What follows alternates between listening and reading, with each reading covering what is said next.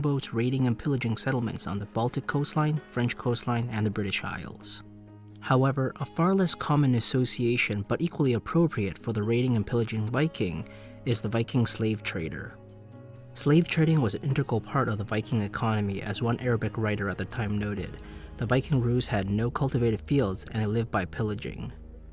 Vikings would not only enslave the local population of the settlements they raided in France, Britain, and Ireland, but also demanded slaves as tribute from the Eastern Slavic communities in Russia and Finnish farming communities.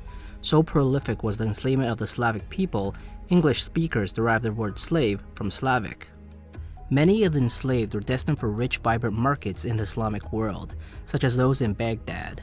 The Viking Rus would use extensive Russian waterways to transport not only their slaves, but other Baltic goods, furs of all kinds, and forest products. Contemporaries noted that the Vikings treated their slaves well and dressed them appropriately, but not out of any humanitarian concerns, rather to make sure that their merchandise wasn't damaged and presentable in order to extract maximum silver from their slaves.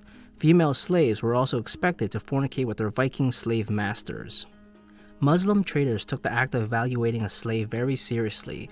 One Persian writer from the 11th century wrote, "Most people imagine that buying slaves is like any other form of trading. In fact, the buying of slaves is a branch of philosophy." The author continued by describing various techniques in evaluating slaves, warning that the yellowing of a slave's complexion can be a sign of hemorrhoids, and suggests a potential buyer to ask a slave to lie flat on the ground. Then the buyer would press on both sides and watch closely for any signs of inflammation or pain.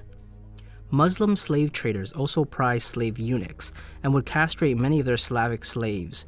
One Arabic writer wrote, "If you took a Slavic twin and castrated one, he would certainly become more skillful and more lively in intelligence and conversation than his brother, who would remain ignorant, foolish, and exhibit the innate simple-mindedness of the Slavs." Castration for Slavic slaves was thought to purify and improve the Slavic mind. However, castration wasn't performed on African slaves, as castration was thought to negatively impact African slaves. It should be noted that during this period, it wasn't just Muslims and Vikings that were engaged in slave trading. Much of Europe was engaged in slave trading.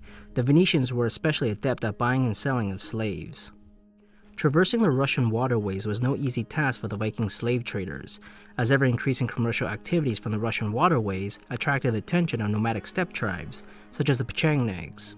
The Pechenegs would wait for the Viking flotilla at narrow river.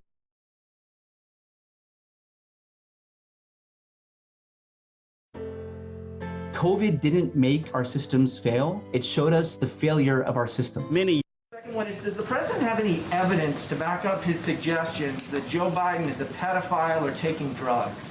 I'd have to refer you to the campaign. I'm not here to talk about Joe Biden. Yes.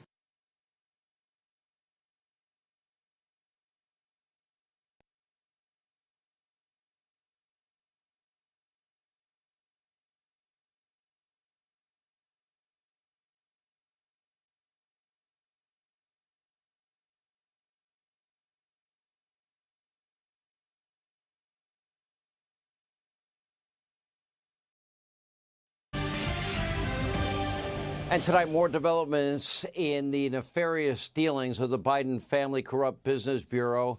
In other words, the Biden Corrupt Syndicate, because there are new reports that Hunter Biden remains financially tied to that Chinese equity firm that invested in a technology company sanctioned in 2019 for committing human rights violations against Uyghur Muslims. And of course, now we still have more questions than answers surrounding Zero Experience Hunter and his shady art dealings, like what exactly is the marketplace for that crappy drawing that I see on TV right now?